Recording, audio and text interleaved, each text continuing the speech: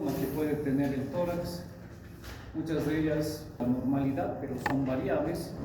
Hay tórax delgados, altos, hay tórax anchos, cortos, y hay tórax intermedios, ¿no? Que son tres variables dentro de la normalidad. Pero también hemos visto los tórax patológicos. Bueno, dentro del tórax nosotros vamos a encontrar una serie de órganos. Aparato cardiovascular, habíamos indicado, aparato respiratorio, parte del aparato respiratorio. Y estamos observando justamente algunas otras formaciones que corresponden también a los vasos sanguíneos y son los vasos linfáticos principales. Entonces aquí en el tórax vamos a encontrar justamente el conducto torácico, vamos a encontrar la gran vena linfática y aquí estamos observando también una cadena de nervios, el simpático.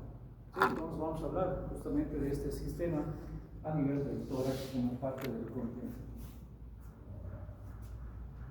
Bueno, el tórax, ya en la forma que ustedes lo han visto, varía un poquito de acuerdo a la constitución en cuanto a su esqueleto se refiere. Y aquí estamos observando el esqueleto. Cuando hemos hablado de la forma del tórax, habíamos indicado que tiene una base superior y más bien se va estrechando a medida que se va haciendo inferior, ¿no? Pero si hablamos ya del esqueleto, fíjense ustedes la forma que tiene la caja torácica: base inferior y vértice superior. El esqueleto de la caja torácica está constituido hacia atrás por la columna vertebral, lateralmente por las costillas, los cartílagos costales y anteriormente por ese huesito que es el esternón. Entonces vamos a hablar justamente de esta caja torácica en cuanto al esqueleto se refiere. Iremos viendo primeramente las vértebras. Cuando hemos hecho referencia a las vértebras cervicales, hemos hablado de una vértebra tipo, una vértebra en general, que tienen todas las vértebras, habíamos indicado, ¿no? ¿Y qué tienen todas las vértebras? Bueno, todas las vértebras tienen, a excepción de la primera, hay un cuerpo vertebral, hay pedículos, apófisis articulares, tanto superiores como inferiores, vamos a encontrar apófisis transversas, vamos a encontrar láminas y la apófisis espinosa. A nivel de los pedículos, hemos descrito, sobre todo en el borde inferior, la formación de un agujero, el agujero intervertebral, el agujero de conjunción. Vamos a hablar específicamente de las vértebras torácicas, aunque también vamos a referirnos a las vértebras lumbares. Bueno, aquí estamos viendo la columna vertebral ya en conjunto, un largo apilado de huesos, en este caso las vértebras, vértebras cervicales, dorsales, lumbares, un solo hueso, el sacro y el coxis.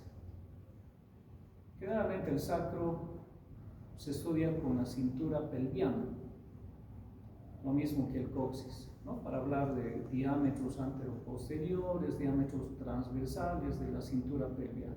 De modo que lo vamos a dejar para más después, o bien también se hace en la parte práctica, porque ahí se mide, ¿no? Tenemos que aprender de memoria los diámetros anteroposteriores como también los diámetros transversales para determinar si es estrecha la pelvis o no, principalmente ¿quiénes? En las mujeres, ¿no? Y dependiendo de eso, pues, se verá si hay cesárea o será un parto normal. Bueno, entonces esto lo vamos a dejar y nos vamos a referir a este segmento torácico y lumbar. ¿Qué características tienen estas vértebras? Bueno, aquí estamos viendo justamente las diferentes vértebras. Hemos hablado de las vértebras cervicales, ahora vamos a hablar de estas vértebras que son vértebras torácicas.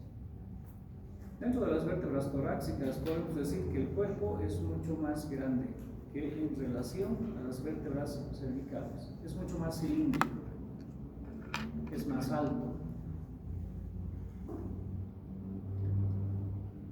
Presentan, como toda vértebra, pedículos que lo unen a las apófisis articulares y también a las apófisis transversas.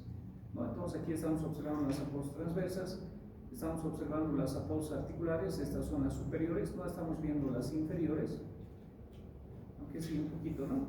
Las inferiores, superiores, estamos observando las láminas y también estamos observando la apófisis espinosa. Bueno, el cuerpo entonces es más grande. Los pedículos son cortos, son bastante gruesos. Las apófisis transversas, casi horizontales, aplanadas en sentido antero-posterior. Antero-posterior. Por lo tanto, presentan una cara anterior, una cara posterior, un borde superior, un borde inferior. Bueno, ¿por qué estamos haciendo relevancia a las apófisis transversas?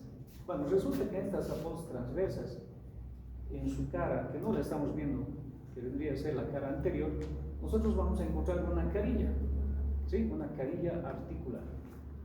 Justamente esta carilla articular, que se va a corresponder ¿con quién? Con la costilla, con una parte de la costilla. Y esta partecita de la costilla se llama tuberosidad de la costilla.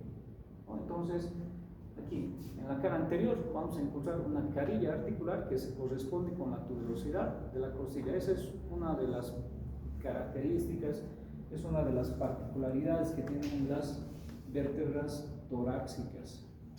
Porque en las otras vértebras cervicales que hemos visto, no hemos encontrado superficies articulares, a no ser en las apófisis articulares, tanto superiores como inferiores, o bien el cuerpo vertebral, ¿verdad? Pero después no hemos visto más. En cambio aquí estamos encontrando otras superficies articulares. Bueno, ¿qué más tienen estas vértebras torácicas? Bueno, estas vértebras torácicas, antes de pasar al resto, a nivel del cuerpo, que habíamos indicado que es cilíndrico, que es mucho más alto, encontramos semicarillas. Semicarillas. Unas van a ser superiores y otras van a ser inferiores. ¿Sí? Entonces, a nivel del cuerpo de la vértebra, que es alto, vamos a encontrar semicarillas, unas superiores y otras inferiores. Cuando decimos semicarillas, entonces aquí estará una mitadcita de esa carilla, y en la otra vértebra va a estar la otra mitadcita de esa carilla, y entre las dos vértebras van a formar una carilla, y aquí habrá otra carilla con la otra vértebra. ¿Sí? Entonces hay también semicarillas. ¿Y con quién se van a articular? Con la cabeza de la costilla. Con la cabeza de la costilla. Entonces, a nivel del cuerpo, en las vértebras dorsales, encontramos la presencia de carillas, de semicarillas articulares, unas superiores y otras inferiores. Aquí no las estamos viendo. Bueno, esas son las características que, gracias a ellas, nosotros podemos diferenciar justamente estas vértebras torácicas. Después, el agujero que tienen las vértebras, el agujero es relativamente circular, a diferencia de las vértebras cervicales, que el agujero es triangular. Entonces aquí es más pequeño y es circular. Las apófisis son prominentes, ¿sí? Son triangulares.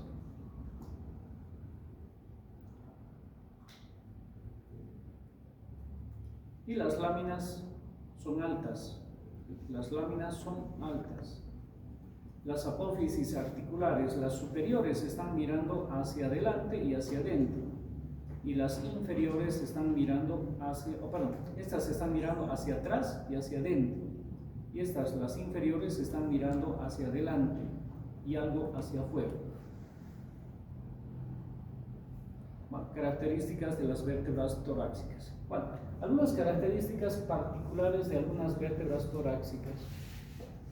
La primera vértebra torácica, a diferencia de que tenga dos semicarillas en el cuerpo, solamente vamos a encontrar aquí una carilla completa, ¿sí? Superiormente, una carilla completa. Entonces aquí no hay semicarilla, hay una carilla completa. En la décima y en la undécima, o más bien diríamos, en la undécima y la duodécima, ¿qué vamos a encontrar? Vamos a encontrar semicarillas a nivel del cuerpo, pero no a nivel de las apófisis transversas.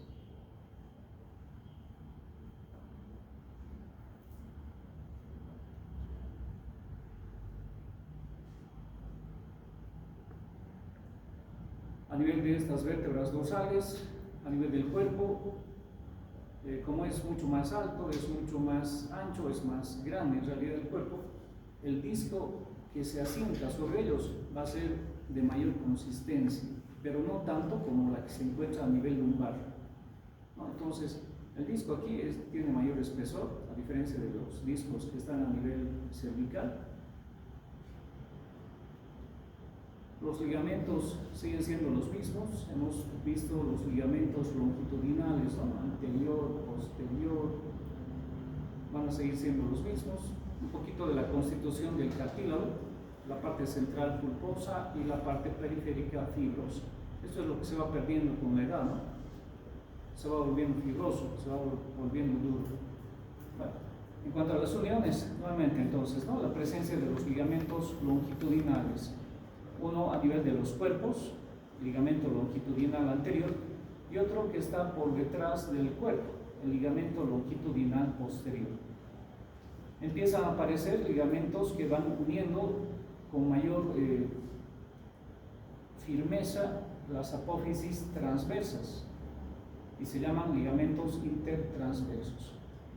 Lo mismo, a nivel de las apófisis espinosas, lo que era a nivel cervical el ligamento nucal posterior, por ejemplo, ¿no? Entonces aquí ya empiezan a formarse los ligamentos interespinosos, ¿no? Entonces, ligamentos interespinosos, lo que a nivel cervical es el ligamento nucal posterior, los ligamentos longitudinales, los ligamentos intertransversos que van uniendo las apófisis transversas. Bueno, esta es una sindesmosis, esto también es sindesmosis, esto también es sindesmosis, ¿no? Ahora, en cuanto a las articulaciones propiamente dicho, entre cuerpo y cuerpo, aquí la articulación es plana, es sinovial, ¿no? Entre las apófisis transversas. Sindesmosis. ¿Cómo es entre las apófisis articulares? Entre una apófisis articular y la otra apófisis articular. Planas también, ¿no? Sinoviales. Y no hay más, ¿no? Después el resto son articulaciones que corresponden a tipo de sindesmosis. Perdón, nos estamos equivocando aquí, ¿no? Esto no es una sinovial, esto es una cartilaginosa, ¿no? Por esto justamente. Entonces, cartilaginosa, esto es plano y el resto son sindesmosis. Bueno, aquí podemos observar justamente cómo la vértebra torácica se va a unir con la costilla. Entonces, lo hace a través de dos partes, una con el tubérculo y otra con la cabeza. La cabeza a nivel de dos cuerpos vertebrales y el tubérculo simplemente con una apófisis transversa. Aquí las carillas son completas a nivel de las apófisis transversas, en cambio aquí son semicarillas, hay dos vértebras que participan. Bueno, vértebras torácicas. Vamos a las costillas, seguiremos armando nuestro tórax, después vamos a ver las vértebras lumbares. Bueno, las costillas son en número de 12, son huesos planos y se las cuenta de superior a inferior, como primera, segunda hasta la 12ª costilla. De acuerdo a la unión que tienen con el esternón, se los clasifica en costillas verdaderas, 7, costillas falsas, 3 y 2 flotantes. 12 costillas a un lado, 12 costillas a otro lado. Bueno, cada costilla entonces es considerado un hueso plano. Un hueso plano que va a tener un extremo anterior, un extremo posterior. Si es un hueso plano, entonces ¿cuántas caras va a tener? Dos caras. Una cara externa y una cara interna. ¿Cuántos bordes tendrá? Dos. Un borde superior y un borde inferior.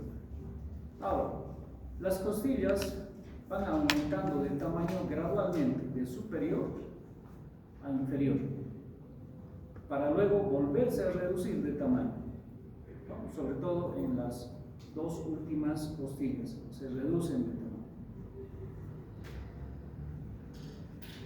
Estas costillas tienen dos ejes, uno que va de dentro hacia afuera y el otro que va de atrás hacia adelante. Entonces tiene dos ejes, de dentro hacia afuera y de atrás hacia adelante. Eso permite que la costilla en realidad tenga una serie de curvaturas, ¿no?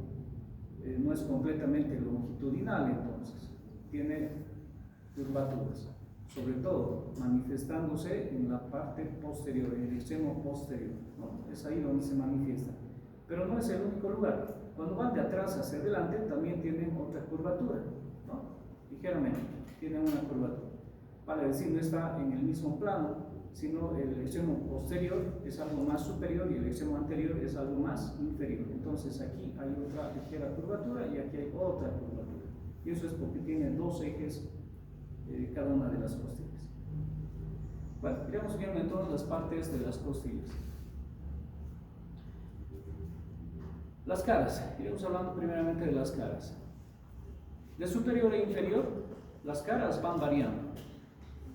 La primera costilla es aplanada de arriba hacia abajo, por lo tanto las caras difieren con el resto de las costillas, ¿no? Entonces aquí vamos a encontrar una cara superior y una cara inferior. La segunda costilla es una costilla de transición, es ligeramente oblicua, y a partir de la tercera costilla, bueno, aquí ya se empieza a observar la cara externa y la cara interna. La primera costilla, la cara superior, ¿qué tiene? Bueno, la cara superior presenta dos rugosidades. La primera es anterior, mucho más manifiesta para la inserción de un músculo, el músculo del escaleno anterior. Este tubérculo se denomina el tubérculo de Lisfranc. Por detrás vamos a encontrar otro pequeño, bueno, en realidad no es tubérculo, es más rugosidad para la inserción del músculo escaleno medio. Es lo más característico de la primera costilla, la presencia de rugosidades. La segunda costilla también tiene una rugosidad, como es una costilla de transición, pero esta vez va a ser para el otro músculo, el músculo escaleno posterior, ¿no? Entonces el escaleno anterior, medio, escaleno posterior para la segunda costilla. El resto de las caras externas son lisas, son convexas y prestan inserción a músculos del tórax. ¿Qué músculos? Pectoral mayor, el serrato mayor, el pectoral menor también, ¿no? A nivel de la tercera, cuarta, quinta, pero cerca a la unión de los cartílagos costales, ¿no? Entonces, los músculos del tórax se van a ir insertando justamente aquí. Y uno de los músculos que en realidad está íntimamente adherido a las costillas es el músculo serrato anterior, el músculo serrato mayor, ¿no? Entonces ese está adherido a las costillas, pero no es el único.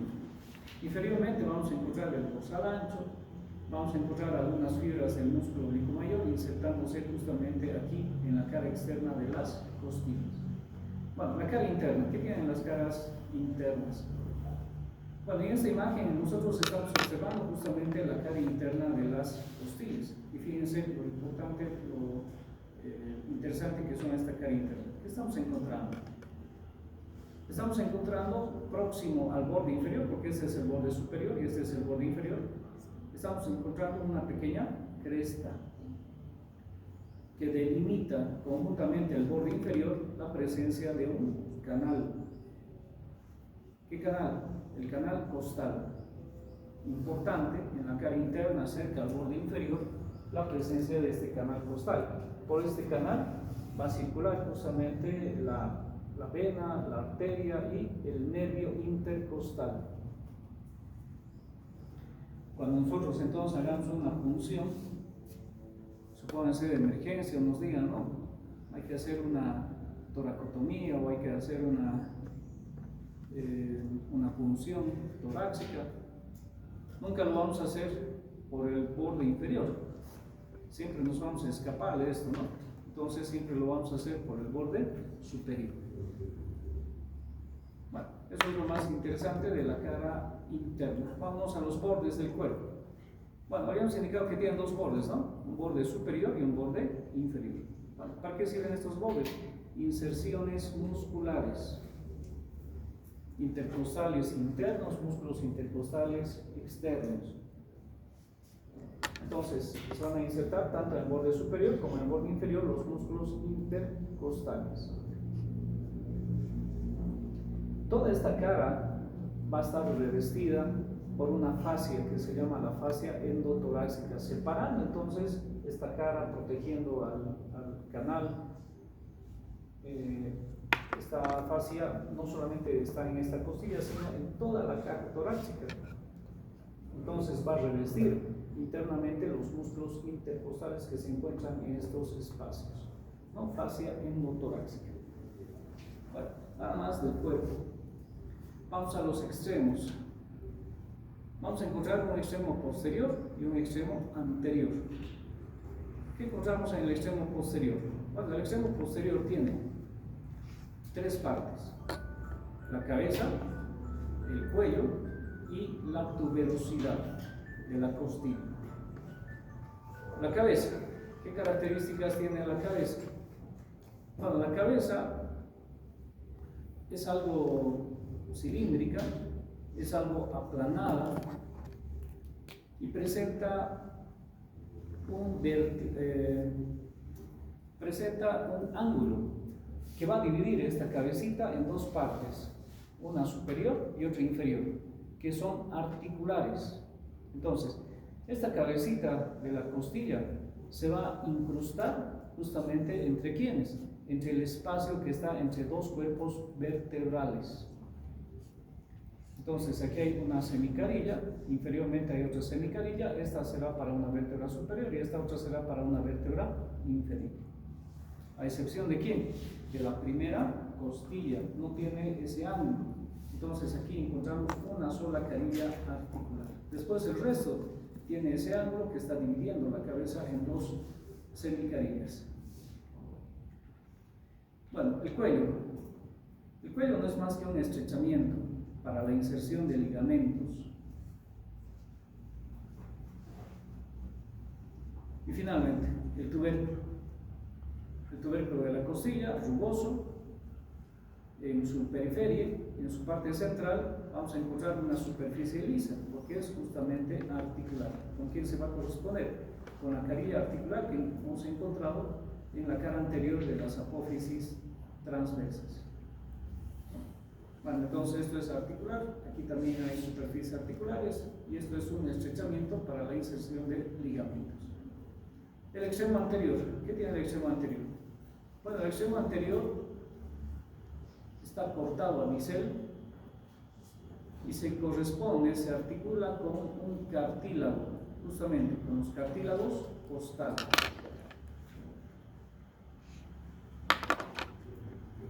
A través de los cartílagos costales se va a corresponder justamente con este hueso que es el esternón, que está en la parte más anterior.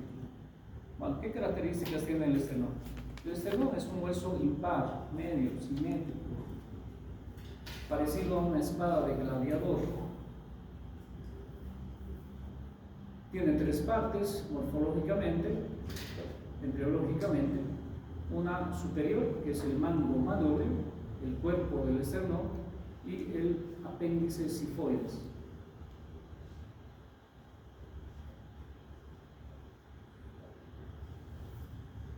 El cuerpo del esternón también se llama mesoesternón y el apéndice sifoides también se llama sifoesternón.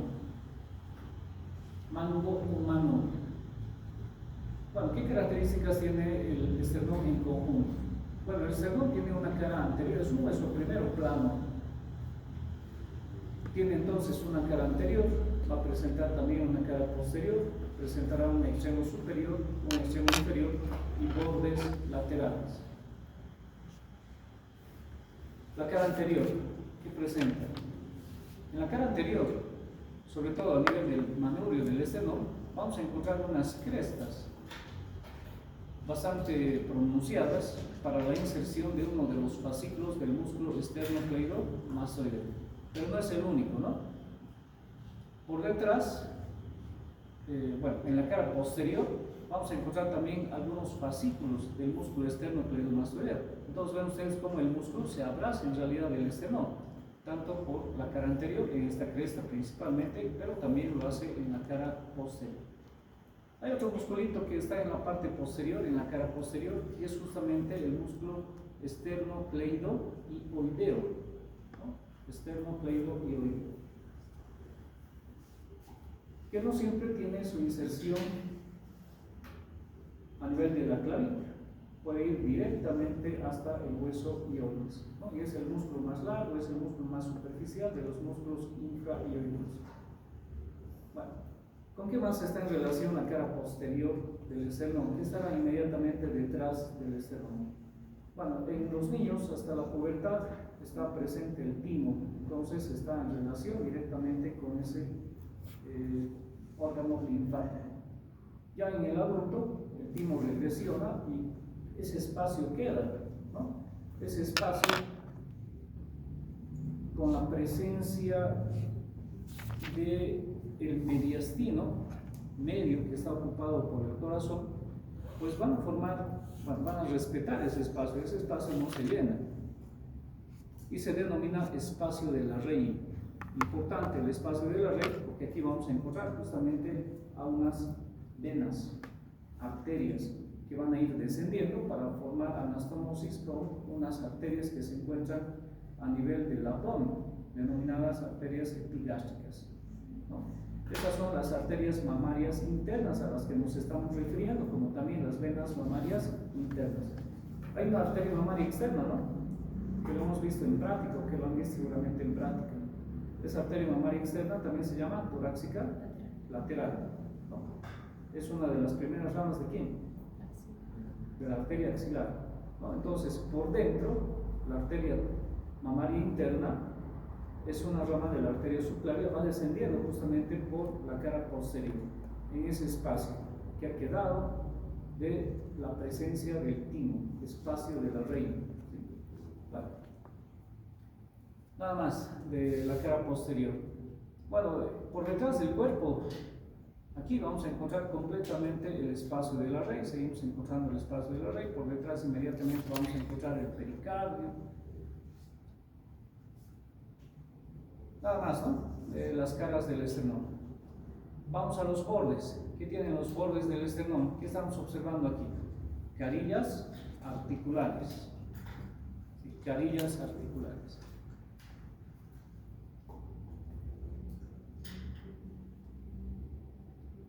¿Para quiénes?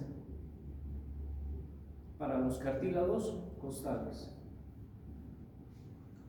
Carillas articulares. El mango o manubrio tiene una carilla articular, la segunda se está formando entre el mango y el cuerpo, y el resto está a nivel del cuerpo del esternón.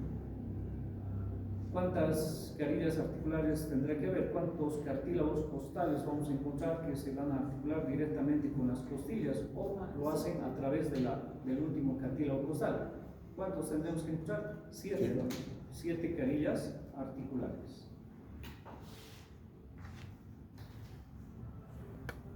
Extremos. Extremo superior, ¿qué presenta? Una escotadura media y presenta escotaduras laterales. La escotadura media también se llama escotadura yugular, ¿no? Porque por detrás justamente está circulando muy cerca las venas yugulares internas, entonces el nombre de escotadura yugular. Las laterales, las otras escotaduras son justamente para la clavícula. Ahí se va a formar justamente la articulación externo-clavicular. Bueno, entonces, el extremo superior tiene 3 escotaduras, una media y 2 laterales. Esta escotadura está muy cerquita de la glándula tiroides, ¿no? Está aproximadamente a unos 2 centímetros en relación con el borde inferior de la glándula tiroides, el istmo de la glándula tiroides. El apéndice sifoides, el extremo inferior. Bueno, este apéndice sifoides presenta una porción cartilaginosa y una porción ósea. Nosotros estamos viendo directamente la porción ósea. Puede ser única, el apéndice sifoides, el extremo inferior, o bien puede estar, como en este caso, bifurcado, ¿no? Puede presentar un orificio que no tiene mayor relevancia, puede estar completamente dividido, puede estar desviado ligeramente a la derecha o ligeramente a la izquierda. Si está desviado hacia adelante, va a contribuir justamente a que se produzca lo que ayer veíamos en ese tipo de tórax, ¿no? Por ejemplo, el tórax en quilla, el tórax hendido. Si va hacia adentro, por ejemplo, ¿qué va a formar? Un tórax hendido. Si el apéndice cifoide se pronuncia hacia adelante, entonces, ¿qué va a formar? El tórax en quilla, ¿no? Que no tiene mayor relevancia si es que el paciente no demuestra de que tiene cansancio al subir gradas, de que puede respirar adecuadamente, etc., a no ser de lo estético, ¿no? Como habíamos hablado el día de hoy. Cuando estamos observando las articulaciones que existen entre la clavícula y el esternón, aquí hay una articulación de tipo plano.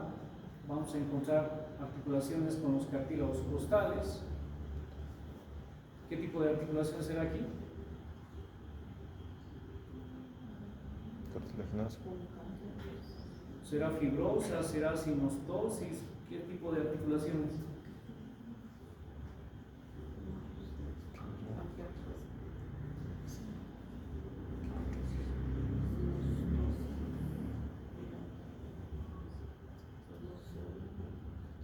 ¿Son sinoviales? ¿O son cartilaginosas? Sí, son cartilaginosas. De tipo plano. ¿Sí? De tipo plano.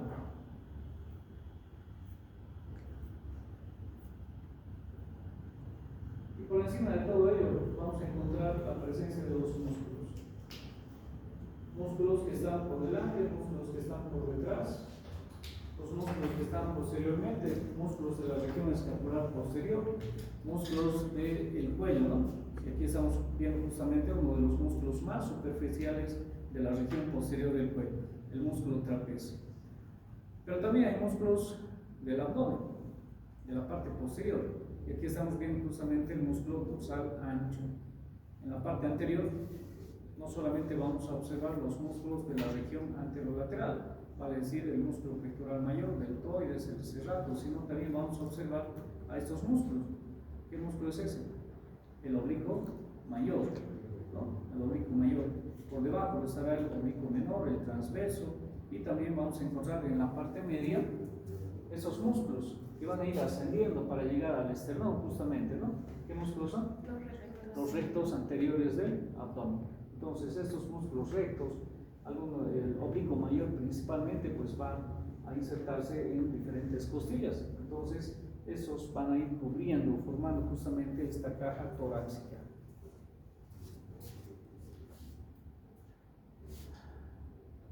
Pero a nivel de la caja torácica también encontramos la glándula mamaria, ¿no? Formando parte de los planos constitutivos de la pared, en este caso de la pared anterolateral. Glándula mamaria que muchas veces pasamos rápidamente, ¿no? Sin demostrar la particularidad que tiene, sobre todo en nuestro medio, lamentablemente Bolivia, el cáncer de cuello uterino, cáncer de mama, cáncer de próstata, son patologías prevalentes, ¿no? En nuestro medio, porque en otros países es obligatorio, ¿no? Una vez por año realizarse un examen, ya sea de mamografía, un Papa Nicolau, realizarse un examen de próstata a partir de los 45 años, etc. Es obligatorio. Tienen un día de permiso. Aquí se ha tratado de instituir justamente aquello, pero no se cumple, ¿no? Lamentablemente. Y los casos de cáncer de glándula mamaria, como de cuello uterino, próstata, siguen en ascenso. Vamos a hablar mañana de glándula mamaria, vamos a hablar del autoexamen, ¿sí? Que tienen que conocer justamente las señoritas, ¿no? Y que esto debería, bueno, una temporada en realidad, yo me acuerdo que habían instituciones, aparte de las que están todavía, CIES, por ejemplo, ¿no? Pero había otras que trabajaban con los colegios y con el Ministerio de Educación, donde realizaban justamente ya en los últimos cursos, en los penúltimos cursos, realizaban sesiones, ¿no?, para enseñarles justamente el autoexamen a las señoritas. Mirarse en el espejo, levantar el miembro superior, etc. Palpación, inspección. Pero eso quedó muy bien por unos 2 años. Hubo cambio de gobierno y volvimos a la Pachamama. Mañana.